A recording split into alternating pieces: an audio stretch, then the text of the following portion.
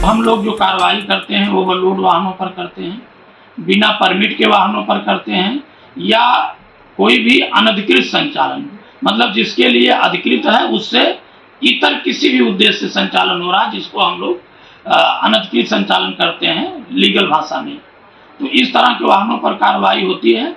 ऐसे वाहनों पर जनपद गौतम बुद्ध नगर में 3 ARTO इन्फोर्समेंट और 2 यात्री कर अधिकारी, मतलब कुल 5 दस्ते हैं प्रवर्तन के, जो लगातार कार्रवाई कर रहे हैं। देखिए, ऐसे वाहनों के इस वित्तीय वर्ष में 577 वाहनों के चालान हुए हैं, उसमें कुछ वाहन सीज भी हैं और लगभग 278 बसों के खिलाफ कार्रवाई हुई है।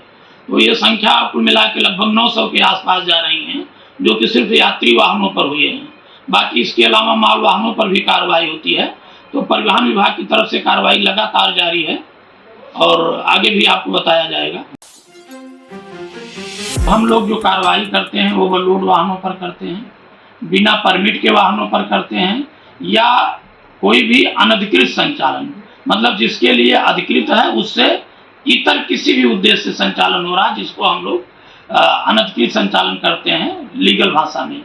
तो इस तरह के वाहनों पर कार्रवाई होती है।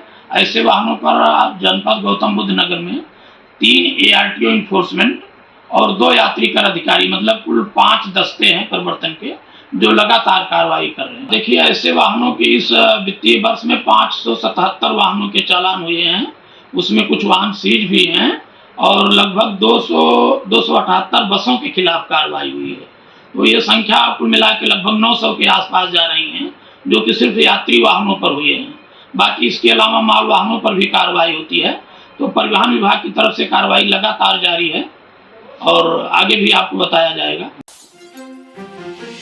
हम लोग जो कार्रवाई करते हैं वो ओवरलोड वाहनों पर करते हैं, बिना परमिट के वाहनों पर करते हैं, या कोई भी अनधिकृत संचालन, मतलब जिसके लिए अधिकृत है उससे इतर किसी भी उद्देश्य से संचालन हो रहा है, जिसको हम लोग अनधिकृत संचालन करते हैं लीगल भाषा में। तो इस तरह के वाहनों पर कार्रवाई होती है।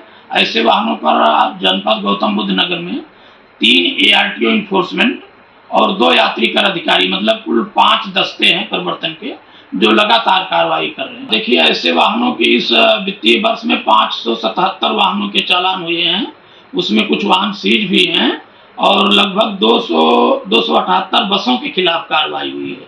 तो ये संख्या कुल मिला के लगभग 900 के आसपास जा रही हैं, जो कि सिर्फ यात्री वाहनों पर हुए हैं। बाकी इसके अलावा माल वाहनों पर भी कार्रवाई होती है। तो परिवहन विभाग की तरफ से कार्रवाई लगातार जारी है और आगे भी आपको बताया जाएगा।